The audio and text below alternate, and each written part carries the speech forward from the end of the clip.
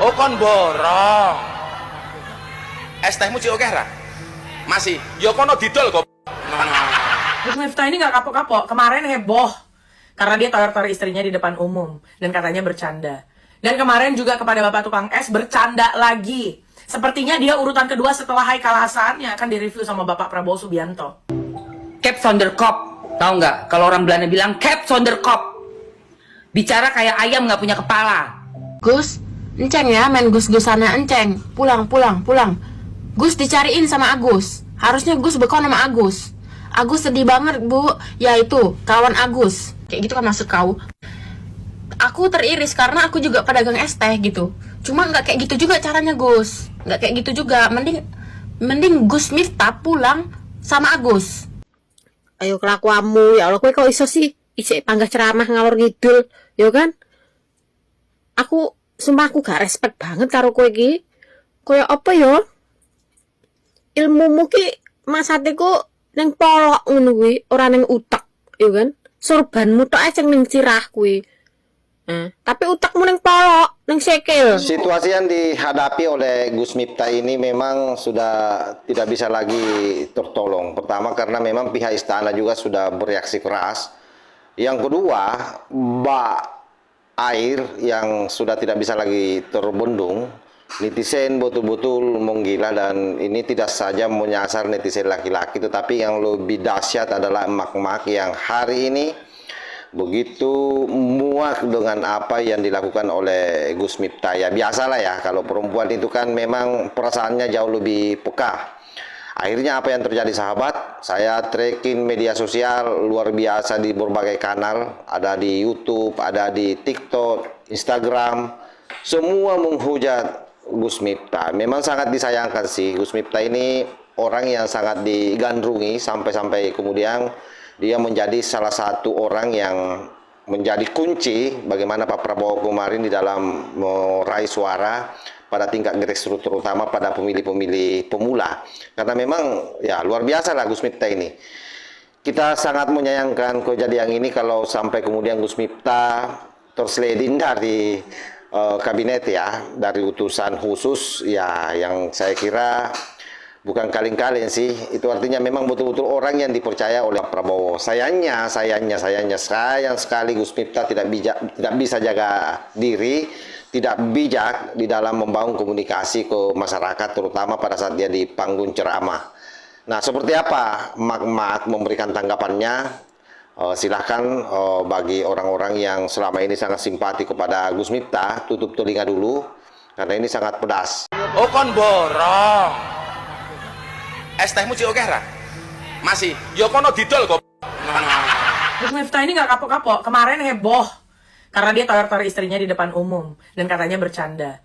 Dan kemarin juga kepada Bapak Tukang Es bercanda lagi. Sepertinya dia urutan kedua setelah Haikal Hasan yang akan direview sama Bapak Prabowo Subianto. Kasihan Pak, kenapa? Masalah etika yang kecil-kecil saja sudah perlu ditertibkan oleh seorang Presiden Prabowo Subianto. Bagaimana hal-hal besar lainnya? Sombong Anda ini. Nggak suka aku liatnya, nggak suka aku. Ngomong kok kayak cap sonder kop, tahu nggak? Kalau orang Belanda bilang cap sonder kop. Bicara kayak ayam nggak punya kepala. Tahu ayam yang udah nggak ada kepalanya? Kayak gitu tuh. Ada tuh istilahnya orang Belanda. Cap sonder kop tuh. Kamu bicara kayak ayam tanpa kepala. Bicara nggak pakai otak, nggak pakai mikir, nggak pakai hati nurani. Mati hati nuraninya mana? Kalau ini udah mikir, hati nurani punya, mulut kita bicara, lisan kita pasti bagus. Nggak keblinger ngomong kayak gitu. Terus yang samping-sampingnya kok nggak dikeplak aja sih, malah rame-rame ketawa. Lucunya di mana sih mas-mas, bapak-bapak yang ada di situ? Lucunya tuh di mana gitu loh? Kok ngomong kayak gitu kok lucu? Itu nggak lucu. Kalau di panggung stand up komedi lucu. Beda peruntukannya. Kalau di panggung untuk mimbar agama nggak lucu. Gue jadi gedek gue pagi-pagi ngadepin cowok-cowok apa sih kayak begitu di atas panggung. Baru dapat jabatan, dapat uang banyak, alhamdulillah. Syukur alhamdulillah, sukses kan, dapat duitnya banyak. Tapi kalau di atas panggung satu orang yang lagi susah payah nyari mungkin cuma 25.000 sehari, cuma 30.000 sehari, bo ilo-ilo no koyong ngono, ya Allah. Kamu ketawa-ketawa kayak gitu, tidak aku lihat sebagai suatu kebanggaan sama sekali. Aku malah ngelihat yang di bawahmu itu, yang lagi megang es banyak kayak gitu berjejer, mungkin capeknya luar biasa. Justru lebih bangga ngeliat yang kayak gitu. Justru aku malah melihatnya, hatiku lebih tersentuh melihat bapak itu. Karena kalian belum tentu ya, nanti di akhirat kalian itu lebih mulia di mata Allah dibanding bapak itu yang udah lu hina-hina. Ngawurai. Jangan dibiasain kayak gitu, woi. Bikin malu aja.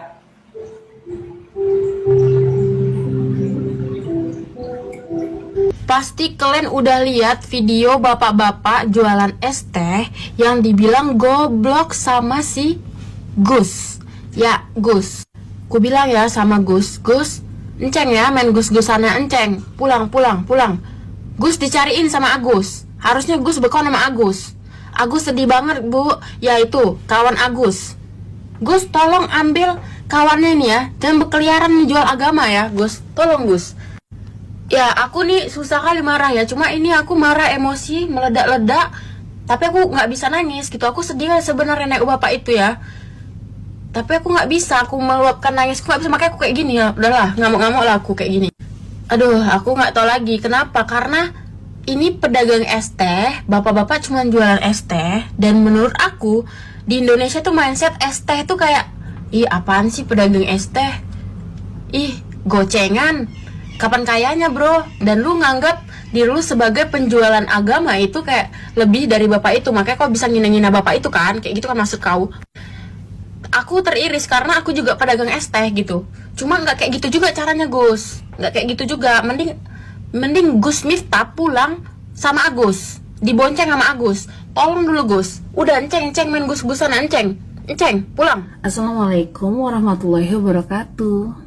Saya mau klarifikasi tentang es teh viral yang terjadi di sebuah kajian ya. Mohon maaf sebelumnya ya, saya tidak bermaksud untuk seperti itu ya. Saya tidak bermaksud untuk bicara kasar seperti itu. Dan itu bukan saya. Yang bicara kasar itu bukan saya. Mohon maaf ya. Sekali lagi saya klarifikasi kalau itu bukan saya. Iya, Anda telah salah menilai saya ya. Saya orangnya lembut. Saya tahu bagaimana cara beradab dan saya tahu bagaimana cara memperlakukan orang lain. Karena saya percaya ketika kita berbuat baik sama orang lain, maka itu akan menjadi baik untuk saya.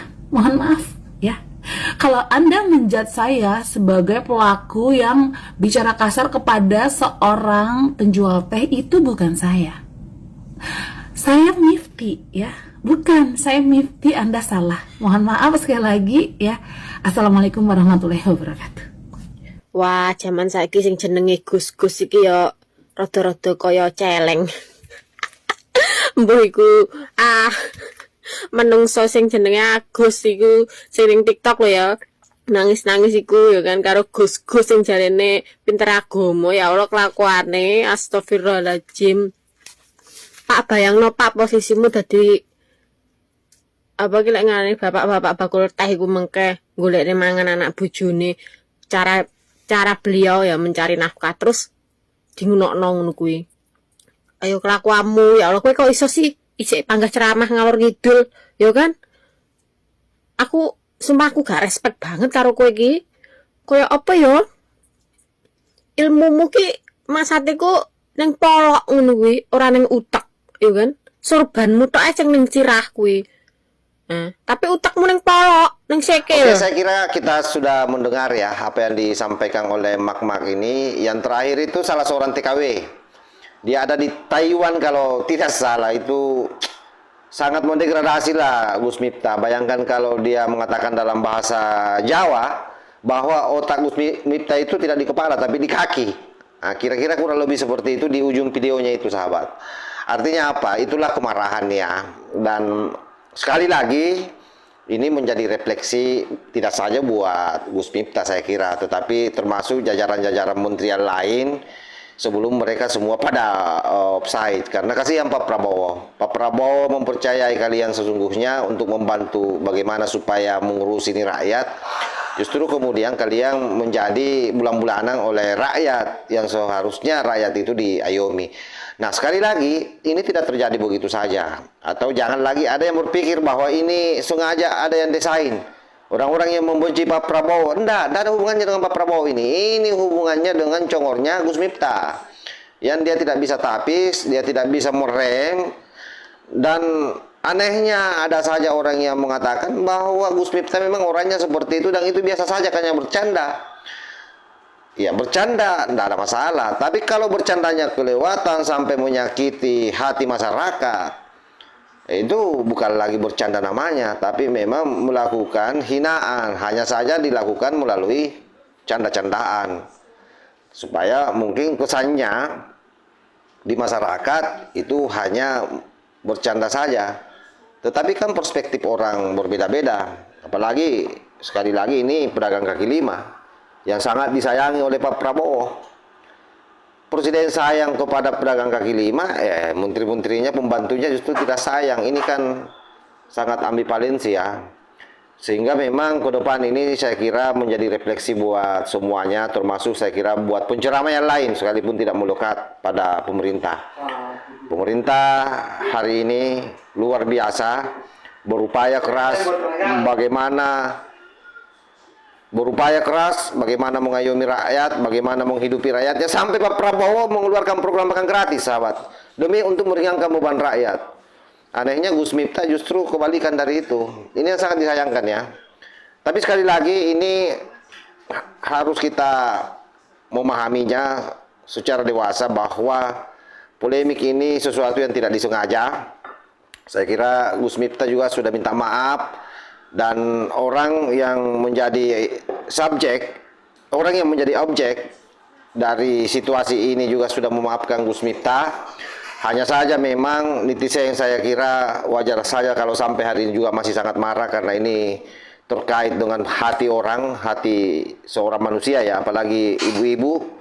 Dia tahu persis itu bagaimana yang namanya kesulitan hidup karena dia adalah bagian menteri perdapuran. Tahu persis bagaimana kalau ada sekolah sudah mau minta uang dan tidak ada uangnya, wajarlah kalau marah-marah terhadap Gus Miftah. Saya kira demikian, kita tinggal menunggu keputusan Pak Presiden, apakah misalnya dengan banyaknya netizen yang menginginkan Gus Miftah ini diberhentikan atau Gus Miftah secara sadar mundur. Ya, kita tunggu saja, karena bagaimanapun ini adalah hak prerogatif Presiden. Tidak ada yang bisa mengganggu gugat itu. Kita hanya mampu memberikan masukan-masukan ke Pak Prabowo. Soal eksekusi ujungnya adalah beliaulah satu-satunya yang berhak. Wassalamualaikum warahmatullahi wabarakatuh.